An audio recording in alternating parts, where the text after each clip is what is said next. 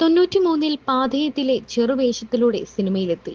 അന്നു മുതൽ ഇന്ന് വരെ മാധ്യമങ്ങൾക്ക് മുന്നിൽ എത്തിയിട്ടില്ലാത്ത നടി. പാഥേയത്തിൽ തുടങ്ങി 2018 വരെ എണ്ണപ്പെട്ട സിനിമകളിൽ അഭിനയ സാന്നിധ്യം അറിയിച്ചിട്ടും മാധ്യമങ്ങൾക്ക് ഇന്നുവരെ റോസ്ലിൻ എന്ന നടി ഒരു ബൈറ്റ് പോലും നൽകിയിട്ടില്ല.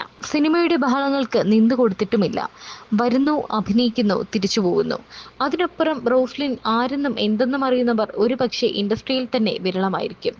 ചങ്ങനാശ്ശേരിക്കാരിയാണ് റോസ്ലിൻ. ഗീത തിയേറ്റേഴ്സിന്റെ നാടകങ്ങളിലൂടെ അഭിനയത്തിനൊപ്പം അസാധ്യമായ സൗണ്ട് മോഡുലേഷൻ കൊണ്ട് വേദികൾ ഇളക്കിമറിച്ച നടി. 93-ൽ പാഥേയത്തിലെ ചെറുവേഷത്തിലൂടെ സിനിമയിലെത്തിയ റോസ്ലിന് അടുത്ത അവസരത്തിനായി 4 വർഷം കാത്തിരിക്കേണ്ടി വന്നു. 97-ലെ നീ വരുവോളത്തിൽ മകൾ രേഖാമോഹനെ റേപ്പ് ചെയ്യുന്ന സീനിൽ പ്രത്യക്ഷപ്പെട്ടത് റോസ്ലിന്റെ ഭർത്താവ് തന്നെ. ആ കാരണം കൊണ്ടാകാം നീ വരുവോളം കാണാൻ ഇന്നേവരെ നടിയുടെ മനസ്സ് പാകപ്പെട്ടിട്ടില്ല. നീ വരുവോളത്തിലെ അമ്മയെ മനോഹരമാക്കിയതിന് സിബി നൽകിയ ഉപഹാരം 98-ലെ പ്രണയവർണ്ണങ്ങളിലെ മഞ്ജു വാര്യരുടെ ചിറ്റ. 99-ൽ ജനനി ലുക്കീമിയ പേഷ്യന്റ് സിസ്റ്റർ വിക്ടോറിയയായി കഥയുടെ കേന്ദ്രസ്ഥാനത്തും റോസ്ലിൻ വന്നു.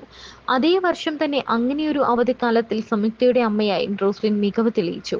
സൂപ്പർ ഹിറ്റ് ചിത്രം ഡാർലിംഗ് ഡാർലിംഗിൽ CI പോളിനൊപ്പം ഭാര്യ സാവിത്രിയെ ചിരിപ്പിക്കാനും തനിക്ക് കഴിയുമെന്ന് നടി തെളിയിച്ചു. 2001-ൽ വക്കാലത്ത് നാരായണൻകുട്ടിയിൽ നായകന്റെ അമ്മ. ഷാഹിനിയായി മീര ജാസ്മിൻ നാഷണൽ അവാർഡ് സ്വന്തമാക്കിയ പാഠം 1 വിലാപത്തിൽ ഒരു ഉമ്മയുണ്ട്. ഷാഹിനിയുടെ ഭർത്താവായ റസാഖിന്റെ ഉമ്മ. മകന്റെ 2ാം കെട്ടിൽ അതൃപ്തിയെങ്കിലും പുറത്തു കാണിക്കാതെ അവന്റെ 2 ഭാര്യമാർക്കിടയിലും നിന്ന് നീറുന്ന അവന്റെ കൊള്ളരുതായ്മകൾക്കെതിരെ ശബ്ദമുയർത്തിയും ഒച്ചയടക്കിയും പ്രതികരിക്കുന്ന റോസ്ലിന്റെ ഉമ്മ എന്ന കഥാപാത്രത്തെ സിനിമ കണ്ടവർ മറക്കില്ല. കഥാപാത്രമായി ജീവിക്കേണ്ടത് എങ്ങനെയെന്ന് ആ സിനിമയിൽ നടി കാണിച്ചു തരുന്നു. മികച്ച 2ാമത്തെ നടിക്കുള്ള സംസ്ഥാന അവാർഡും ചിത്രം റോസ്ലിന് സമ്മാനിച്ചു.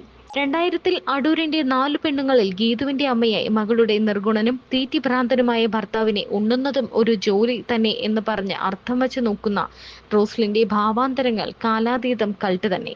2009-ലാണ് കരിയറിൽ ഏറ്റവും കൂടുതൽ സിനിമകളിൽ റോസ്ലിൻ പ്രത്യക്ഷപ്പെട്ടത്. 7 ചിത്രങ്ങൾ. പിന്നെ പ്രേക്ഷകരിലേക്ക് എത്താൻ 2009-ലെ കാര്യസ്ഥൻ വേണ്ടി വന്നു. 2015-ൽ എന്ന് നിന്റെ മൊയ്തീനിൽ ടോവിനോയുടെ അമ്മവേഷവും റോസ്ലിൻ മികവാർന്നതാക്കി. സിനിമകളിലെ ചെറുവേഷങ്ങൾ റോസ്ലിന് കുറഞ്ഞതോ അതോ കുറച്ചതോ എന്നറിയില്ല.